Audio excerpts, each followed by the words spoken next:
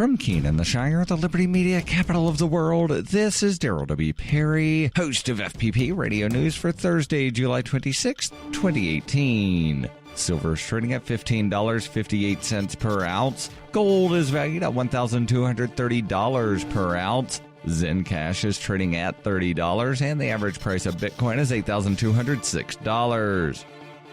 Antiwar.com reports, citing steps Egypt has taken over the last year, the Trump administration has decided to unfreeze $195 million in foreign aid earmarked for Egypt's military. The money was initially set aside in fiscal year 2016, and State Department officials say it will now be delivered. The funding was withheld over human rights concerns as well as U.S. government anger and changes in Egyptian law regulating foreign non-government organizations. The Egyptian military junta greatly increased the penalty for NGOs seen as taking certain undesirable activities. U.S. military aid to Egypt is theoretically illegal at any rate because of the prohibition on funding military juntas. The U.S. has circumvented that by choosing to not recognize the 2013 coup d'etat, which ousted the elected government. The coup immediately fueled human rights concerns, with Egyptian forces killing hundreds of civilian protesters in the streets as terrorists and sentencing massive numbers of allies of the former government to death. Historical U.S. ties to Egypt, however, are heavily between the two militaries. This meant the U.S. was resistant to the brief civil government in Egypt and quick to embrace the new junta when it took over.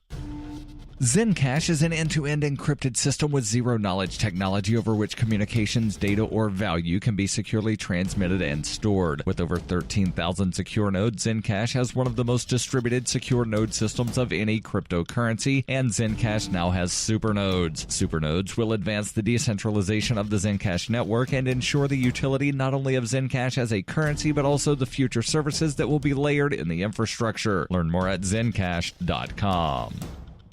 UPI reports Jason Spencer, a Georgia lawmaker who bared his butt and shouted slurs on Sacha Baron Cohen's Showtime series, has resigned. Spencer has faced criticism since his appearance Sunday night on Cohen's show, Who is America? In the series, Cohen dupes political figures. In Spencer's case, he believed Cohen was an Israeli TV host and former Mossad agent who wanted to teach him about tactics to ward off Islamic terrorists. Cohen told Spencer of various ways to repel attackers, including screaming the N-word or faking a Chinese accent to sneak a selfie stick under a woman's burqa. Caleb McKitchen, a spokesman for Georgia House Speaker David Ralston, said Spencer will step down at the end of the month. Spencer lost the GOP primary in May after sponsoring failed anti-masking legislation critics called an anti-burqa law. Spencer had incentive to stay in office until January, at which point he would have logged 8 years in the Georgia Assembly, making him eligible for taxpayer-subsidized health insurance for life. Spencer said Cohen took advantage of my paralyzing fear that my family would be attacked.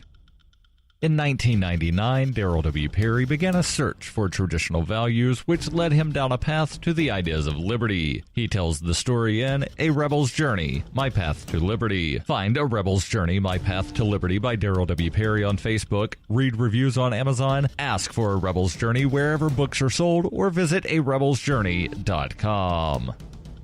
Reuters reports dozens of immigrant parents were coerced or misled by U.S. authorities on the Mexico border into signing forms agreeing to be deported quickly without their children, according to a legal filing made on Wednesday. A Honduran asylum seeker identified only as HGA and testimony filed in U.S. District Court in San Diego said, "They showed me a form and told me I needed to sign the form so I could be reunified with my son." Other parents were illiterate or spoke only indigenous languages, said that they could not understand the forms they were signing. Attorney Sophia Reeve said in a declaration that she met last week with 9 fathers on a list provided by the U.S. government of parents who had waived reunification with their children. She said all of the fathers had no idea they had signed a document that relinquished any rights to be reunited with their children. An official with the Department of Homeland Security, who asked not to be named, said a notice of rights is posted in English and Spanish in all detention facilities where parents are detained, and the forms waiving reunification must be read to parents in a language they understand. The official said some parents have indicated they want their children to remain in the United States with family members if they are deported. The American Civil Liberties Union filed statements from attorneys who interviewed immigrants and an immigrant's account to support its motion asking District Judge Dana Sabraw to stay deportations of reunited parents for 7 days after their children were returned to them. The rights group said the time was needed to advise parents of their rights and to allow them time to consider their options.